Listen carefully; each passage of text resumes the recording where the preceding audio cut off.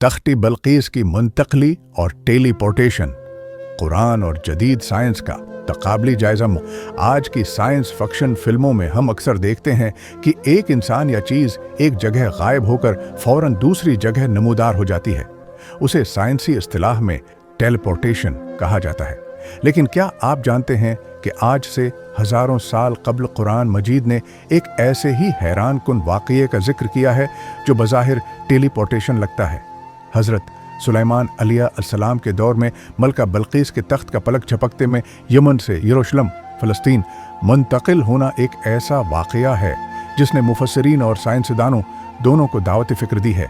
कुरानी वाक़या सूरह अन-नमल की रोशनी में। कुरान मजीद की सूरह अन-नमल आयात 38 से 40 में ये वाक़या बयान हुआ है। हज़रत सुलेमान अलैहिस्सलाम ने अपने दरबार में पूछा कि मलका बल्कीस के आने से पहले कौन उसका तख्त मेरे पास लाएगा। एक ताकतवर जिन इफरीत ने कहा, मैं आपके दरबार बर्खास्त होने से पहले उसे ले आऊंगा। लेकिन इसके फौरन बाद जिसके पास किताब का इल्म था, मुफस्सिरीन के मुताबिक यह हज़रत सुलेमान के वज़ीर आसिफ बिन बरखिया थे। उसने कहा, मैं आपकी पलक झपकने से पहले इसे आपके पास ले आऊंगा। और अगले ही लम्हे तख्त वहां मौजूद था। क्या यह साइंसी टेलीपोर्टेशन थी? उसे समझने के लिए हमें पहले देखना होगा कि जदीद साइंस टेलीपोर्टेशन को कैसे बयान करती है। साइंसी नजरिए के मुताबिक टेलीपोर्टेशन का अमल 3 मराहिल पर मुश्तमिल होता है। डेडिमेटेरियलाइजेशन, डिमेटेरियलाइजेशन यानी मादे मैटर को तवानाई एनर्जी में तब्दील करना, ट्रांसमिशन इस तवानाई को रोशनी की रफ्तार से दूसरी जगह मुंतकिल करना, रिमटेरियलाइजेशन मंजिल पर पहुंचकर इस तवानाई को दोबारा उसी तरतीब में मादे जिस्म में ढाल देना। क्वांटम फिजिक्स में साइंसदानों ने क्वांटम टेलीपोर्टेशन के जरिए फोटॉन्स या एटमों की मालूमात को एक जगह से दूसरी जगह मुंतकिल करने में कामयाबी हासिल की है। लेकिन किसी ठोस चीज़ जैसे करसी या तख्त को मुकम्मल तौर पर गायब करके दूसरी जगह फौरन जाहिर करना फ़िलहाल साइंसी तौर पर नामुमकिन है। हाइजेनबर्ग के उसूल, अनसर्टेनिटी प्रिंसिपल और अरबों खरबों एटम्स का डेटा प्रोसेस करना मौजूदा टेक्नोलॉजी की दस्तरस से बाहर है। कुरान और साइंस का ताल्लुक, मौजज़ा या टेक्नोलॉजी? यहाँ एक बहुत बारीक लेकिन अहम नुक्ता समझने की ज़रूरत है। क्या तख्त बल्कीस का वाक़या कोई साइंसी टेक्नोलॉजी थी? तहकीकी जवाब, कुरान मजीद ने उसे किसी मशीन या टेक्नोलॉजी से मंसूब नहीं किया, बल्कि उसे किताब के इल्मुन मिनल किताबी का नतीजा करार दिया है।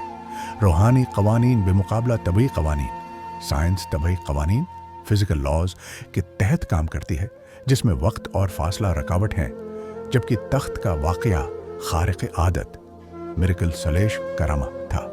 ये अल्लाह की दी हुई रूहानी ताकत थी जिसने मादे मैटर और वक्त टाइम के कवानीन को मात दे दी। क्वांटम फिजिक्स और अमकान साइंस ये कहती है कि अगर हमारे पास लामहदूद तवानाई और डेटा प्रोसेसिंग हो तो नज़रियाती तौर पर थियोरेटिकली टेलीपोर्टेशन मुमकिन है। कुरान ने यह वाक़या बयान करके ये साबित कर दिया कि मादे की फौरी मुंतकली, मैटर ट्रांसफ़र इस कायनात में मुमकिन है, यानी ये अमल नामुमकिनात में से नहीं है। फ़र्क, साइंसदानों को टेलीपोर्टेशन के लिए मशीनरी, एनर्जी और डेटा की ज़रूरत है, जबकि साहब इल्म ने यह काम अल्लाह के इज़्न और रूहानी क़ुव्वत इसमें आज़म के ज़रिए किया।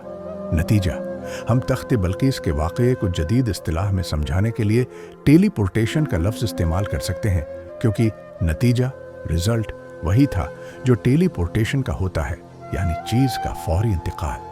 लेकिन उसका तरीक़ाकार, मेथड साइंसी नहीं बल्कि रूहानी और मौजज़ाती था। इस वाक़ये से ये ठोस बात साबित होती है कि मादे को तवानाई में बदलना और दोबारा मादा बनाना कायनात के निज़ाम में मुमकिन है। इंसान या साहब इल्म अगर अल्लाह से जुड़ जाए तो वो वक्त और फासले की क़ैद से आज़ाद हो सकता है, जहाँ जदीद साइंस शायद हज़ारों साल बाद पहुँचे।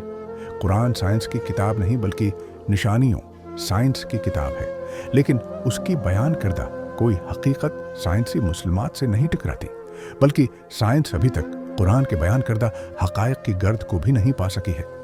खलासा, तख्त बल्कीस का वाक़या अल्लाह की कुदरत का मज़हर था, जो साबित करता है कि उस कायनात के फ़िज़िकल क़वानीन, फ़िज़िकल लॉज اللہ کے خاص بندوں کے تابع کیے جا سکتے ہیں۔ سائنس اسے کوانٹم ٹیلی پورٹیشن کہے یا کچھ اور، قرآن نے 1400 سال پہلے بتا دیا کہ فاصلے سمٹ جانا ایک حقیقت ہے۔